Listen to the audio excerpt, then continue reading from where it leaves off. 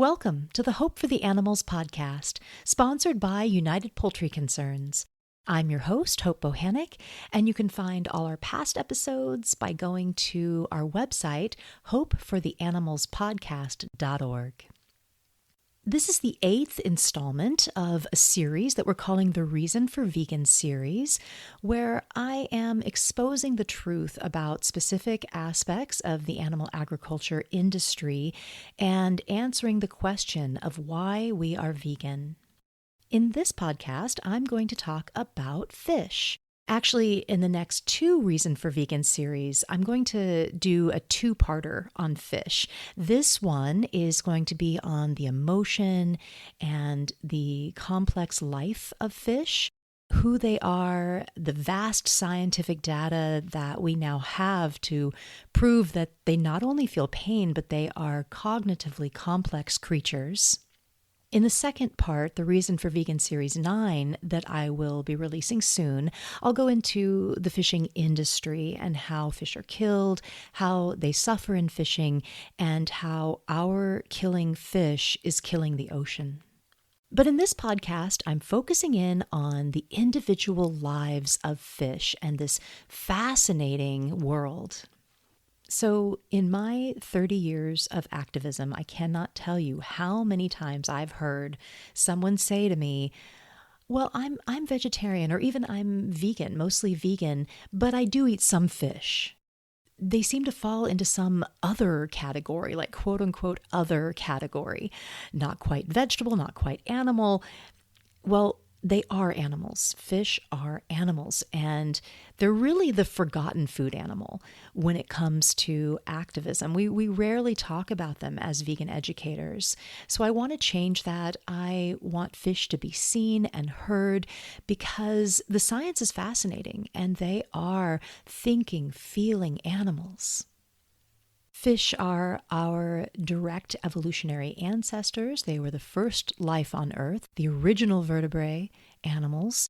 Because they're in the ocean, fish are more difficult to observe and they seem distant and separate from us. In the water, they don't really have any need for expressive facial movements or eyelids or expressive mouths.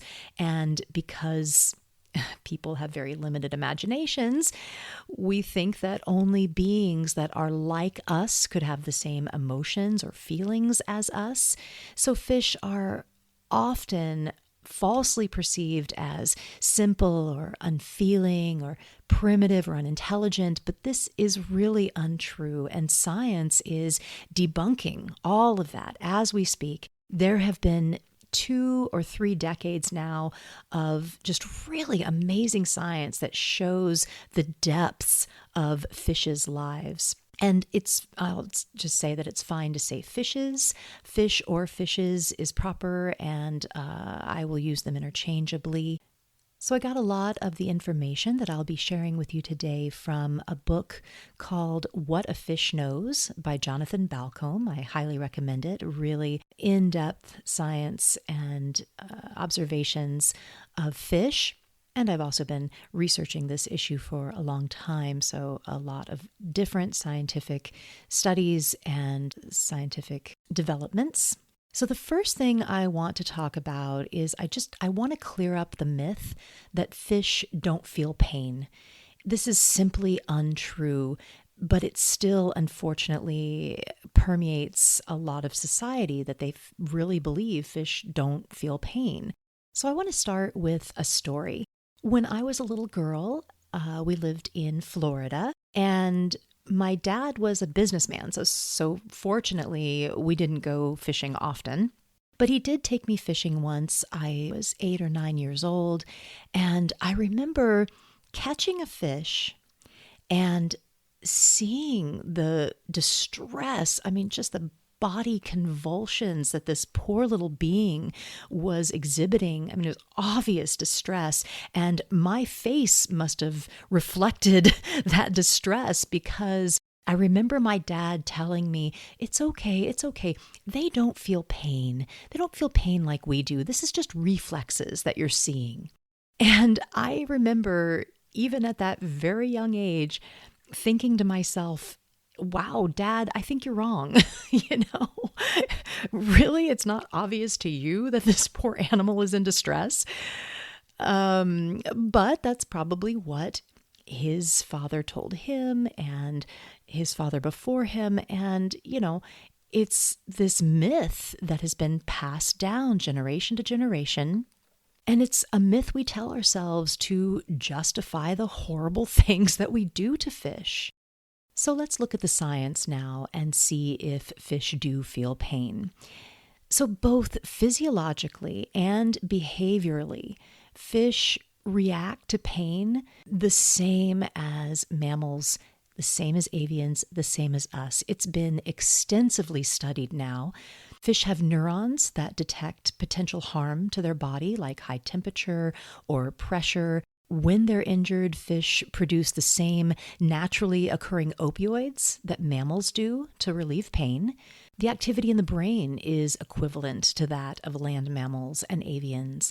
There is this cascade of electrical activity that rushes to the brain when they're injured, and not only to the hindbrain and brain stem, which are responsible for reflexes and impulses, but to the regions that are essential for conscious sensory perception, meaning that they are perceiving the pain, they're feeling the pain just as we do. So I'm going to go into some details of studies that have been done on animals, and I want to give a disclaimer here about research and animal experimentation. I certainly do not endorse or condone any kind of experimentation on animals, but since these studies have been conducted already, because the data is there, we are going to use that science and use what was learned to gain empathy and sympathy for these animals so that they won't be tortured and abused in research in the future. But we do want to learn as much as we can, know as much as we can about these animals. And even though we don't condone the research, since it has been conducted, we are going to use those studies. So I just kind of wanted to explain that. So behaviorally, fish react to painful stimuli the same as any other animal. When they are hurt in some way, they will often cease normal activity. They'll rub the areas that are affected against something. They'll thrash about, rocking from side to side sometimes, or just lying still at the bottom of their tanks. And when painkillers are introduced, like morphine, are given to the fish, then those behaviors reduce and normal activities resume. The conclusions found across the scientific community is that fish absolutely respond to a varying degree and types of painful stimuli: burning, cutting, stabbing, chemical damage like acid, both psychologically and behaviorally.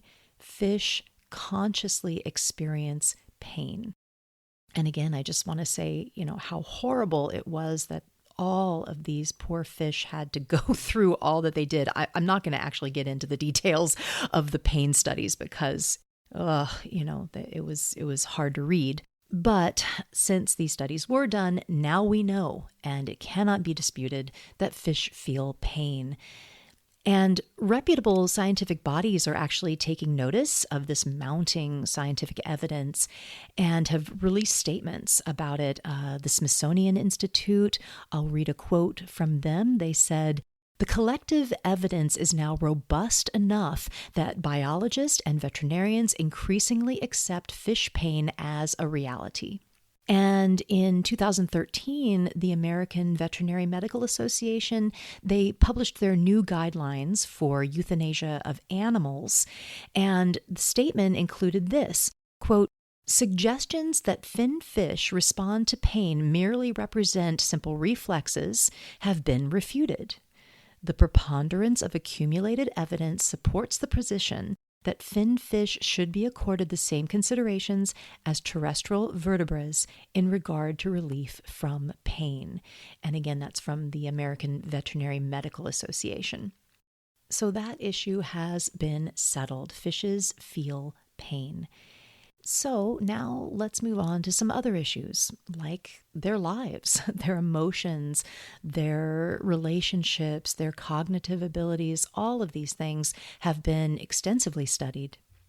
And science has discovered that fish are sentient and aware, they're communicative and social, they can be virtuous, they can be mischievous, they can use tools and innovate to solve problems, they can solve puzzles. They play, they engage in object play, solitary play, social play with each other, interspecies social play with other species of animals. They have preferences for who they'd like to spend their time with, who they want to partner with. They can be finicky eaters, even among the same species, and have individual tastes for different foods. So there's a lot we've learned about communication with fish and how they communicate with each other.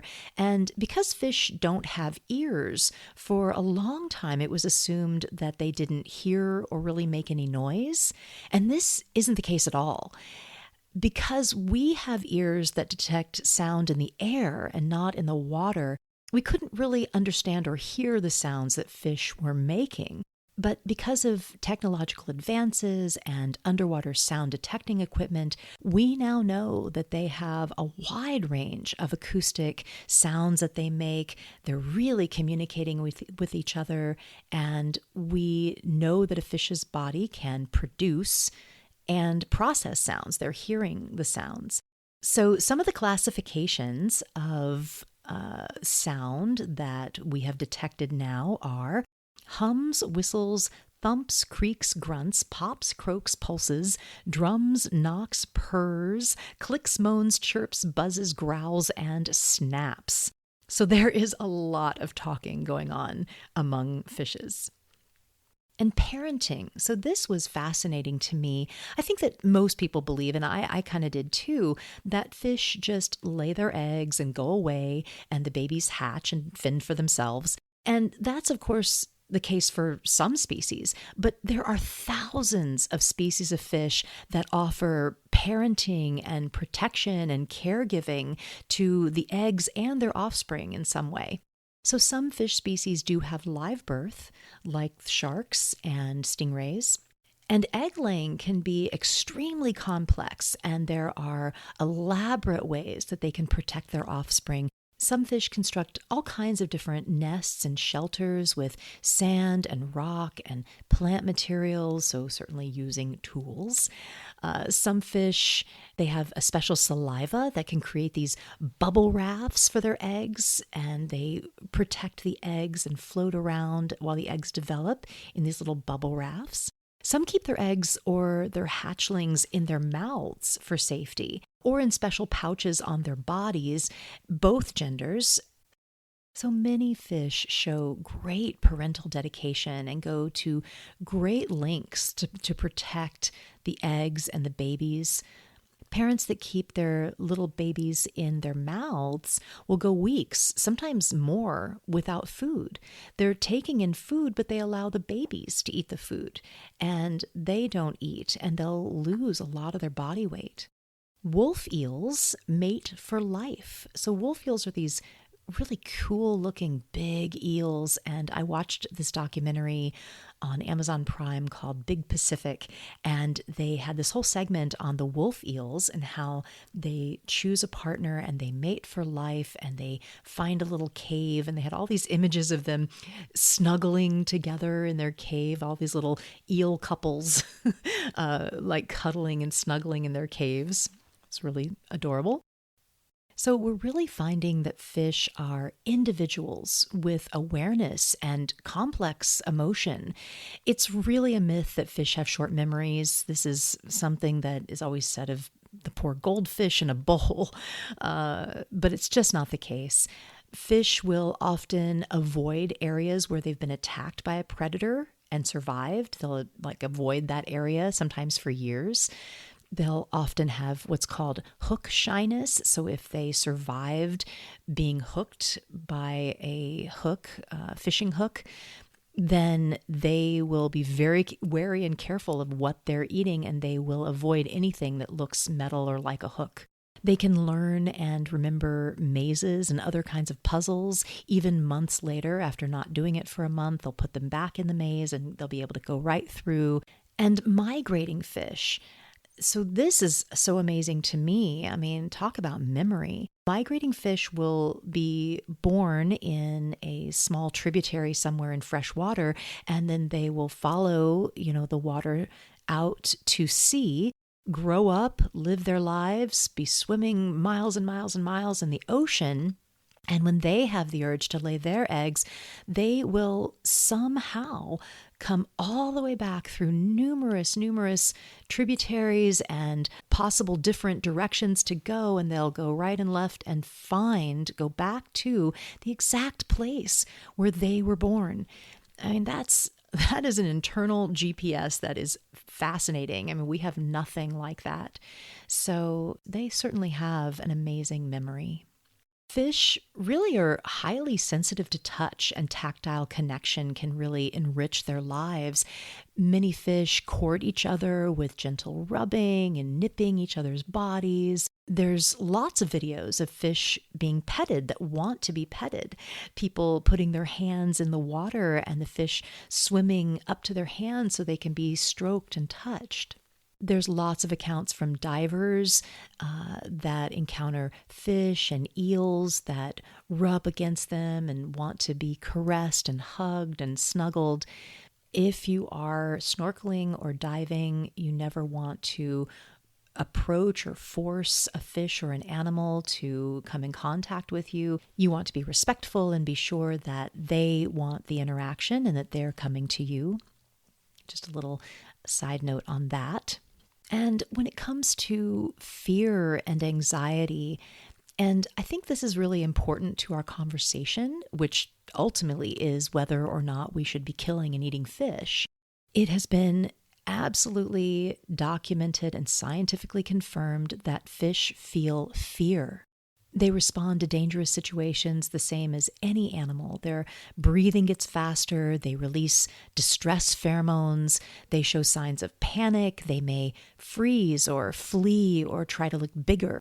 After an incident of fear or anxiety, they will avoid that area where the incident occurred often, and some may even stop eating. And I believe that all these things that we are learning are important. But what really matters is that we know that fish feel pain, and we know that they experience fear and anxiety. This alone should be reason enough not to kill and eat them. So I want to get into the details of an experiment that was conducted on fish and other animals. And I do want to give another disclaimer here, because this experiment was around intelligence and how quickly an animal can learn and kind of how smart they are, at least in our assessment and understanding. Basically, my disclaimer is that we should never, ever use intelligence as a reason that we categorize animals, that we protect one animal or exploit another animal. How smart we discover them to be should not be a factor in whether we use or abuse an animal. Again, the only criteria for that should be if they feel pain, if they feel fear, if they suffer. However, that doesn't mean that we can't learn more and know about different species and get to know them better. So I think that's why I want to share this experiment with you. So what these researchers did is they gave 2 plates of food to various species of animals, and the 2 plates of food were identical amounts of food, the same types of food. The only difference were the color of the plates. And it was a puzzle. Basically, the animals started to eat on one plate, like say they started to eat on the red plate, then the blue plate would be removed. But if they started eating on the other plate, on the blue plate, both plates would remain and you get to eat all the food. And of course, that's the best. We all want to eat all the food. Okay. So it was trial and error. They had to learn what to do to be able to get more food. This experiment was given to capuchin monkeys, orangutans, chimpanzees, and fish. Guess who figured it out faster? The fish. It took fishes an average of 45 trials to figure it out compared to primates that took 100 trials. So it took the primates twice as long to figure it out. And in some cases, they never quite figured it out. The chimpanzees never quite figured it out. So I think this really kind of flips what we think we know about different animals on its head, right? So I read about this experiment in Jonathan Balcombe's book, What a Fish Knows, that I mentioned at the beginning. And here's what he had to say about this. So Jonathan Balcombe says, quote, "When fishes outperform primates on a mental task, it is another reminder of how brain size, body size, presence of fur, feathers, or scales, and evolutionary proximity to humans are wobbly criteria for gauging intelligence." So I'm going to wrap up soon, but I want to share with you a really sweet story. And this story is about two goldfish that lived in a tank. And one of the goldfish was a little black moor goldfish named Blackie. And Blackie had been born a little wonky. He was deformed and he could barely swim. He just kind of hopped around the bottom of the tank. And his buddy in the tank was Big Red. And Big Red was a larger, orange, beautiful goldfish.